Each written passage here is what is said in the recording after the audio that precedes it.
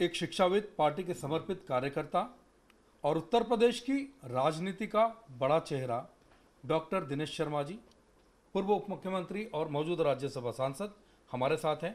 उनसे जानते हैं कि आखिर किस तरह से देश की राजनीति मोड़ ले रही है। सर, न्यूज़ 18 में बहुत बहुत स्वागत है आपका। धन्यवाद आपका। चुनाव को लेकर माहौल है, देश भर में अलग अलग प्रदेशों का माहौल है। उत्तर प्रदेश की राजनीति की हम बात करें, सबसे पहले राजनीति का सवाल राज्यसभा से लेकर करते हैं। हाल ही में आप राज्यसभा पहुंचे हैं और अद्भुत अनुभव है।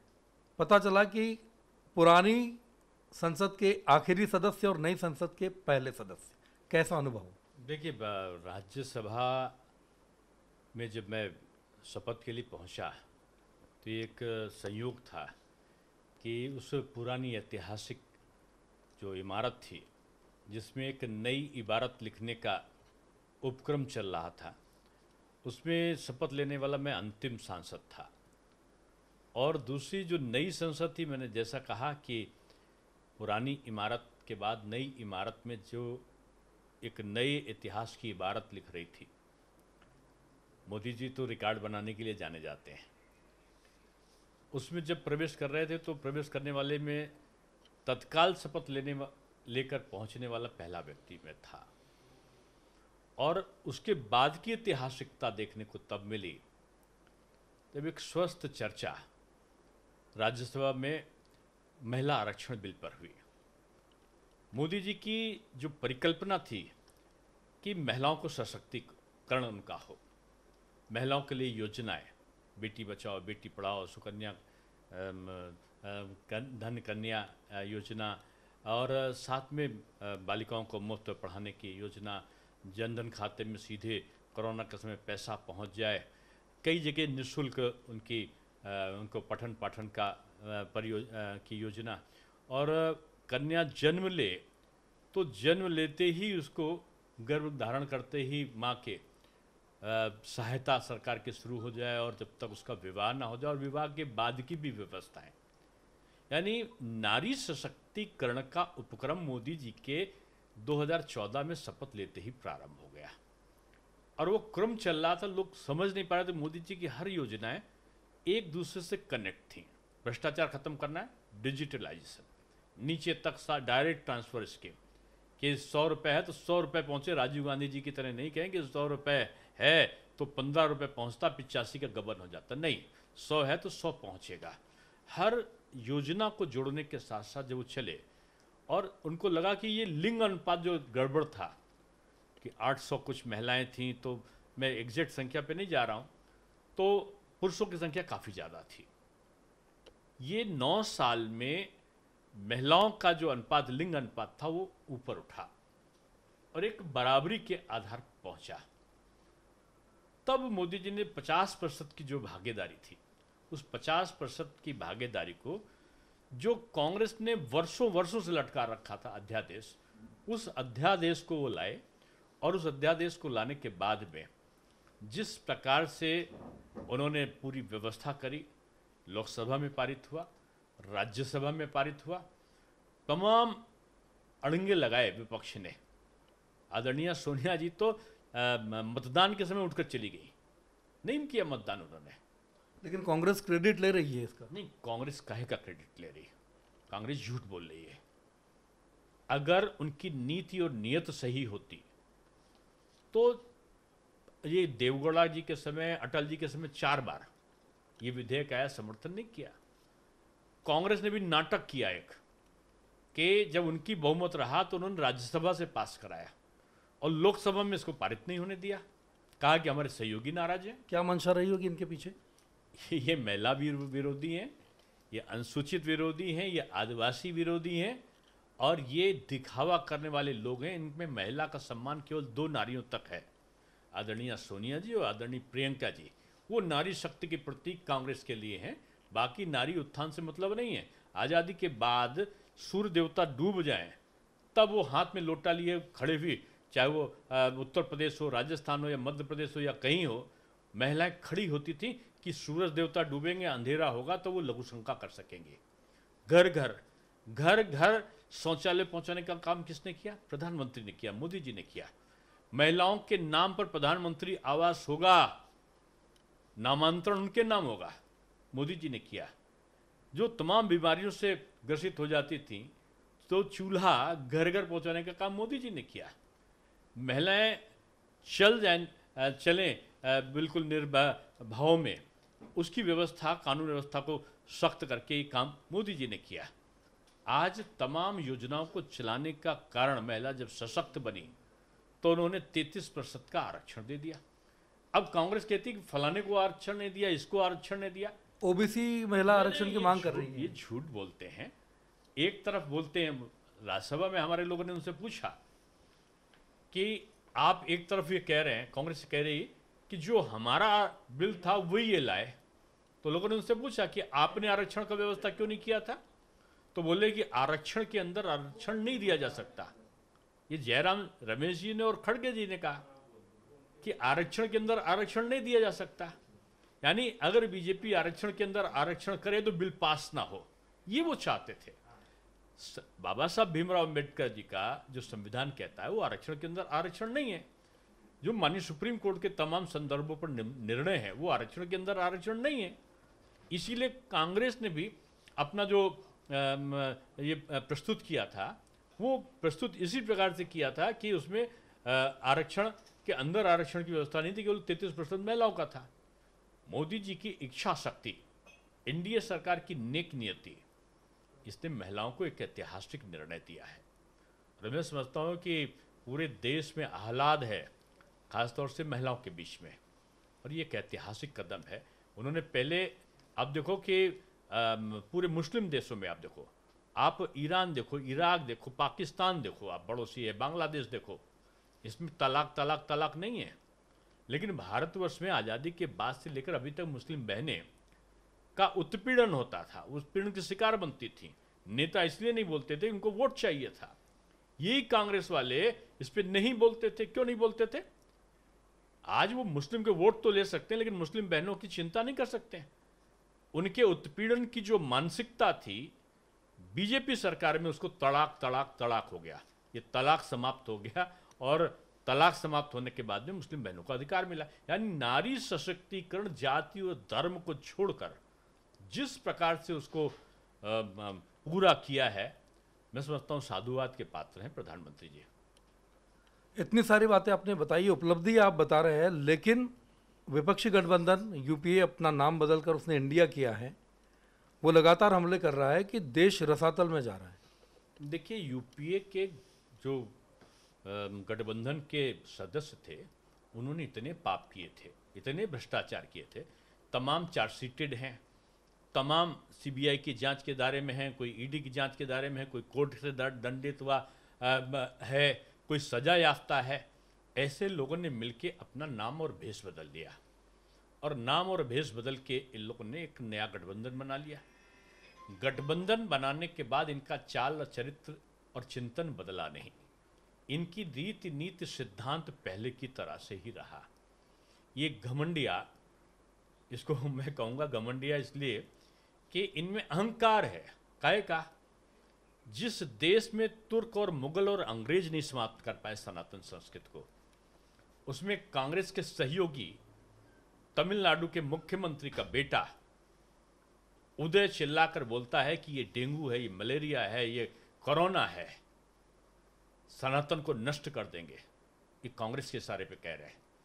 कांग्रेस ने पहले ही कह दिया था कि राम जी का अस्तित्व नहीं है, राम सेतु बंद रामेश्वरम नहीं है, एफिडेविट दे डाला था। ये वो लोग हैं जो भारत की संस्कृति और संस्कार को सहन नहीं कर सकते।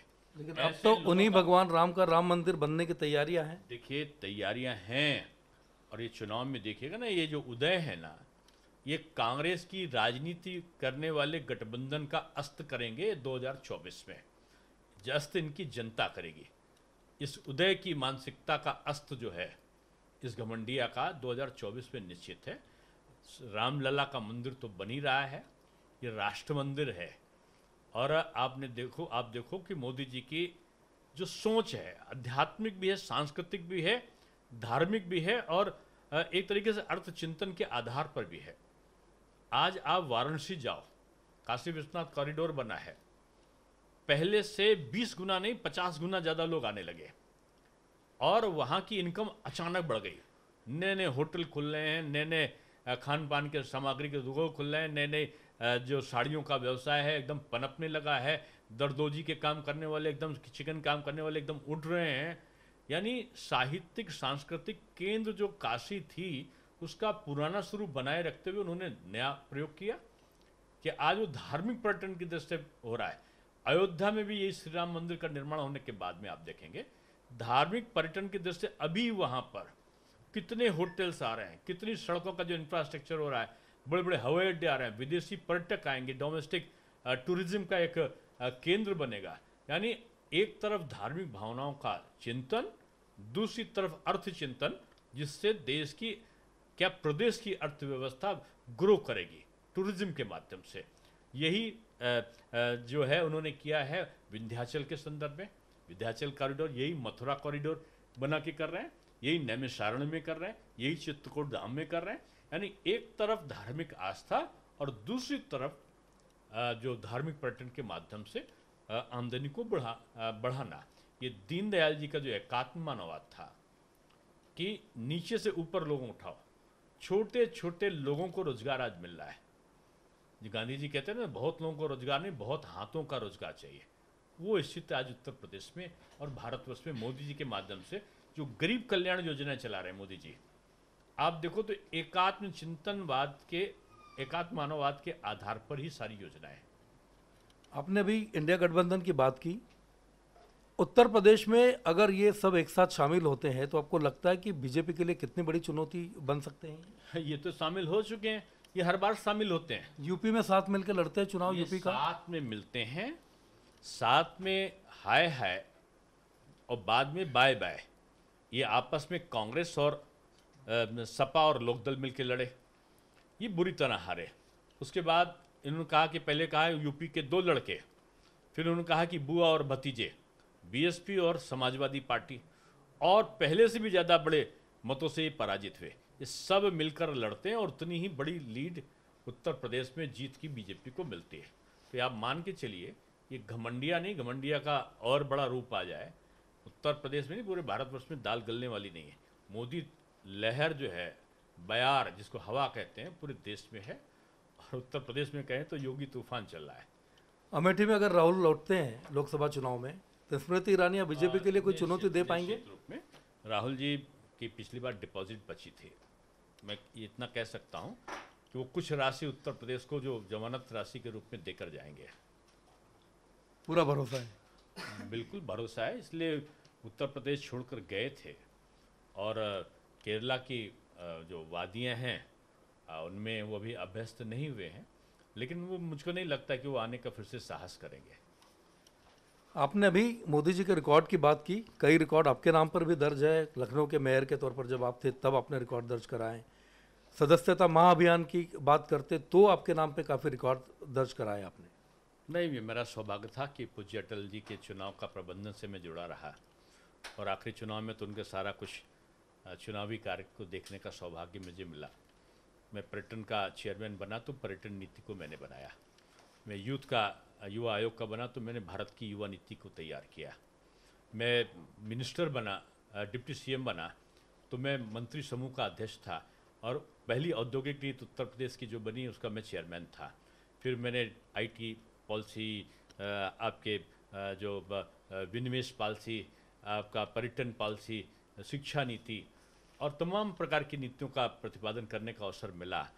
लेकिन उसके बाद महापौर के चुनाव में पूज्य अटल जी के आशीर्वाद से वानी कलराज मिश्र जी अध्यक्ष थे, उनकी शुभकामनाओं से मैं लड़ा, तो दोनों बार मैं लगातार जीता, और जीत का एक उस समय का रिकॉर्ड भी बना। ये मेरे लिए सौभाग्य था। 11 साल में महापौर रहा, और उसके बाद 3 बार उत्तर प्रदेश का भारतीय जनता पार्टी युवा मोर्चे का मैं अध्यक्ष रहा, और राष्ट्रीय उपाध्यक्ष के साथ में गुजरात का 3.5 साल से ऊपर में प्रभारी रहा। और ये मेरा सौभाग्य था कि सदस्यता महाअभियान बीजेपी का बहुत बड़ा कार्यक्रम था। माननीय अमित शाह जी ऐसा कुशल संगठनकर्ता राष्ट्रीय अध्यक्ष थे, उन्होंने मुझे दायित्व दिया था सदस्यता महाअभियान का संयोजक के रूप में, और 55 लाख बीजेपी की उस समय सदस्यता थी 2014 में, और उसका अमित शाह जी के नेतृत्व में, मैं कहूँगा मोदी जी के मार्गदर्शन में, वो मुझे संयोजक का जो काम मिला था उसमें 11,57,00,000 मेंबर बने और चाइना का 8 करोड़ का रिकॉर्ड टूटा और बीजेपी दुनिया की सबसे बड़ी पार्टी मोदी जी के समय बनी। एबीवीपी छात्र राजनीति की शुरुआत की। मेरे मन में एक और एबीवीपी है, अटल बिहारी वाजपेयी। आपके जीवन में बहुत महत्वपूर्ण रहा और आखिरी भाषण भी 2006 में उन्होंने आपके चुनाव के लिए जिताने के लिए दिया था। कैसा अनुभव उनका रहा और कैसा महसूस करते लगा हो? कुछ चंद लोग हैं जो अटल जी की गोद में खेले होंगे। ये मेरा सौभाग्य था कि मेरे पूज्य पिताजी को सानिध्य प्राप्त था माननीय दीनदयाल उपाध्याय जी का। वो लखनऊ में कई बार मेरे आवास पे उनके पदार्पण हुए, उनके चरण आए और पूज्य अटल जी अक्सर उनसे मिलने के लिए भी आते थे। तो प्रारंभिक दौर से मेरे पूज्य पिताजी श्रद्धेय अटल जी के संपर्क में थे और बचपन में कई बार मुझे उनको भोजन कराने का अवसर भी मिला। एक बार तो कराते कराते खीर गिर गई थी, तो पिताजी ने डांटा, देखते नहीं हो। तब तक जितनी खीर थी वो भी उनके ऊपर गिर गई। तो बजाय गुस्सा होने के अटल जी ने, मेरे पिताजी को पाधा जी कहते थे, बोले कंजूस पाधा जी, इनको डांटो मत बेटे को, और गोदी में ले लिया और कहा कि मुझे नया कुर्ता मंगा के दो।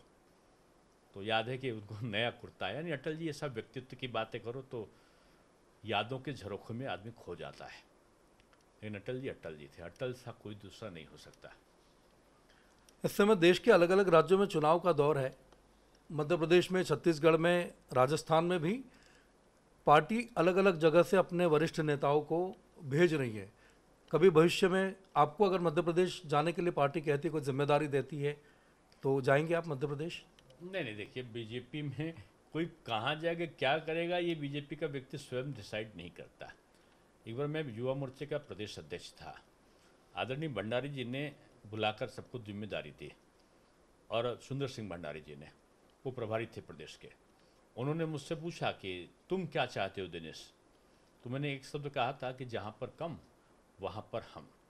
और रहा राजस्थान, छत्तीसगढ़ और मध्य प्रदेश, यहाँ के कार्यकर्ता स्वयं में बहुत सक्षम है। यहाँ के नेता, यहाँ के कार्यकर्ताओं ने बहुत काम किया है और ये बीजेपी का गढ़ रहा है कार्यकर्ताओं की सेवाओं का। पूरा भारत ये बात तो इसमें भाजपा में है।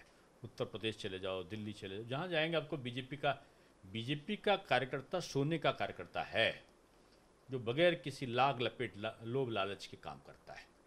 तो इसलिए बीजेपी का कार्यकर्ता से दूसरे कार्यकर्ताओं की तुलना नहीं हो सकती। चुनावी राज्यों में जीत का कितना भरोसा है? नहीं, मैं ये इतना कह सकता हूँ, मोदी जी तीसरी बार प्रधानमंत्री पहले से बड़े बहुमत से बनेंगे।